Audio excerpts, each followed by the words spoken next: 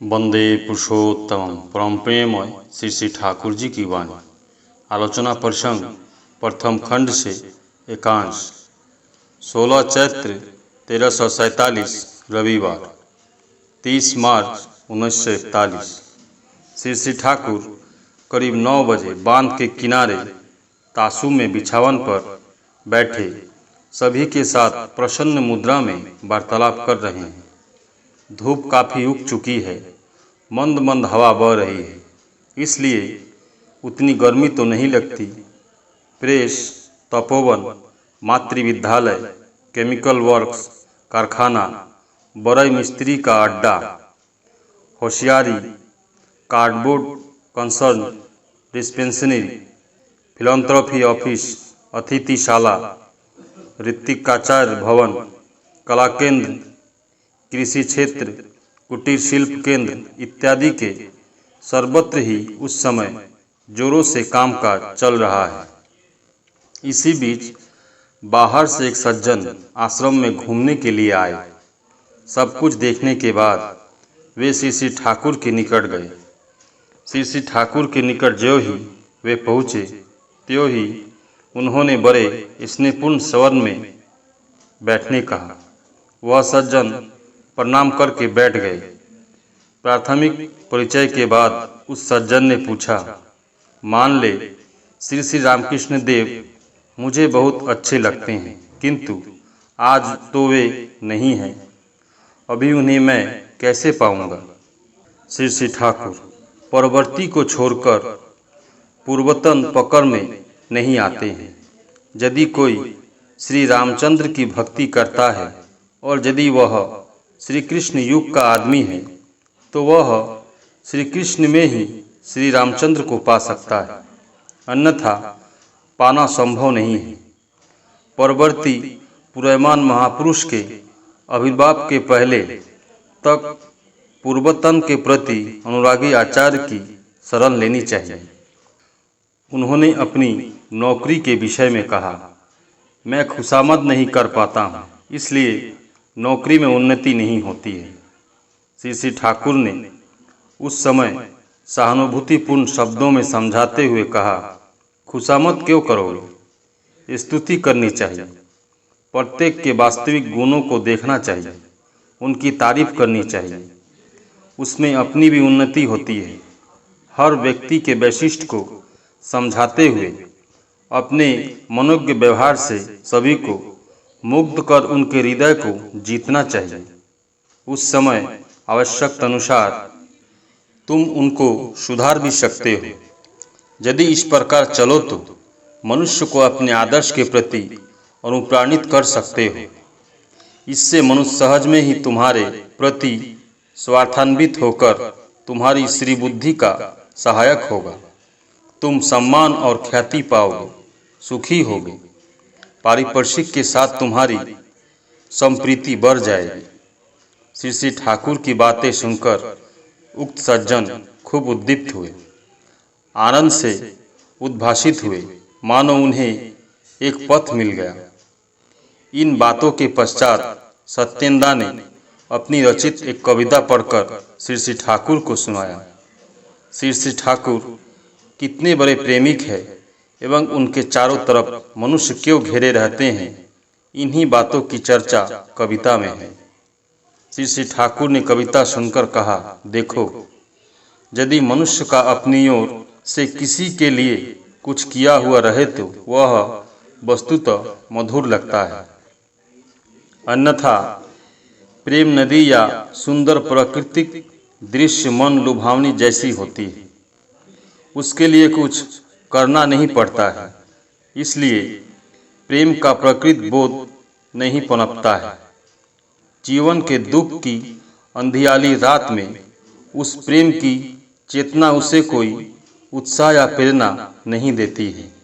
उस समय वह कपूर की तरह उड़ जाता है। स्त्री का प्यार पाने में देखोगे कि तुम उसके लिए दिन रात जितना सोचते हो, बहुत सी चीज़ें लाकर उसे देते हो, उसके लिए एक सिपाही ही बन जाते हो। कितना सोचते हो, परिश्रम करते हो, इसलिए ऐसा बोध करते हो तो वह वास्तव होता है। जसोहर के एक भाई ने स्थानीय कुछ मुसलमानों के दुर्व्यवहार की बात सुनाई।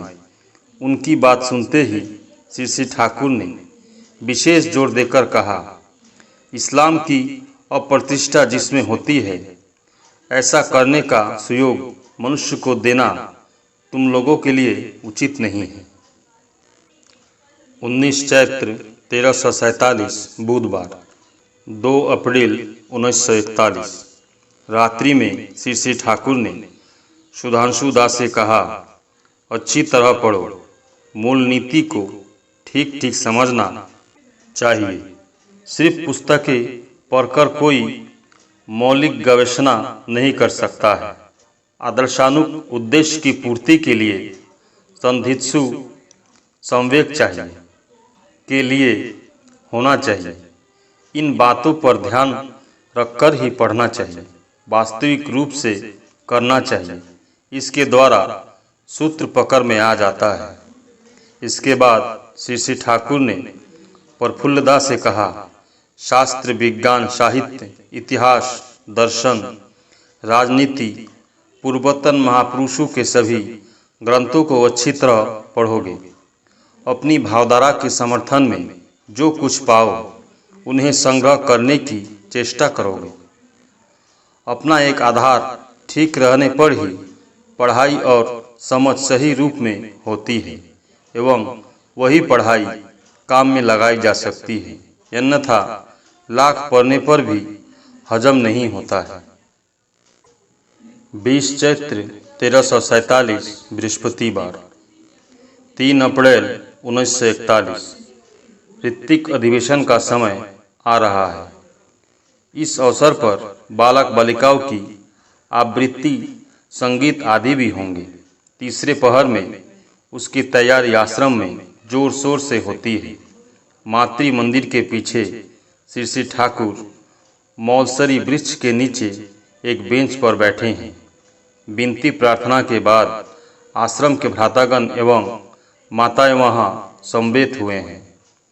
प्रसन्न चित्त से श्री ठाकुर ललित मधुर भंगिमा में सभी की खोज खबर ले रहे हैं। उनसे जो प्रश्न पूछा जा रहा है वे जवाब दे रहे हैं। बातचीत के सिलसिले में शवस्तनी की चर्चा चली। मनु संहिता में इदं शवस्तनं कहकर एक पंक्ति है। श्री ठाकुर ने उसे निकालकर दिखाने कहा। श्री ठाकुर ने उस पंक्ति को देखकर कहा, मनु संहिता के 12 अध्यायों में जो बात है वही शवस्तनी की 5 नीतियों में भी है। उसके बाद निवारंदा भी आया। श्री ठाकुर ने उन्हें मनु संहिता और जेम्स की हाबित के चैप्टर से शवस्तनी संबंधित बातों को परखर सुनाने कहा। सुनने के बाद उन्होंने निवारंदा को कहा, अभी मैंने समझा कि यह नित्य करने की आवश्यकता है। श्री ठाकुर ने उनसे कहा, आपने कितनों वर्षों से नौकरी की है, यानी उन अवधियों में सही ढंग से शवस्तनी करते तो एक जमींदारी कायम कर सकते थे। सिर्फ अर्घ निवेदन कर रखना ही नहीं है, बल्कि शवस्तनी की 5 नीतियाँ जो मैंने कही है, निष्ठा सहित सभी को पालन करना चाहिए। तभी शवस्तनी पूर्णांग होती है, चाहे जो जैसा हो। यदि कोई इस शवस्तनी व्रत का अच्छी तरह पालन करे तो बड़ा होगा ही।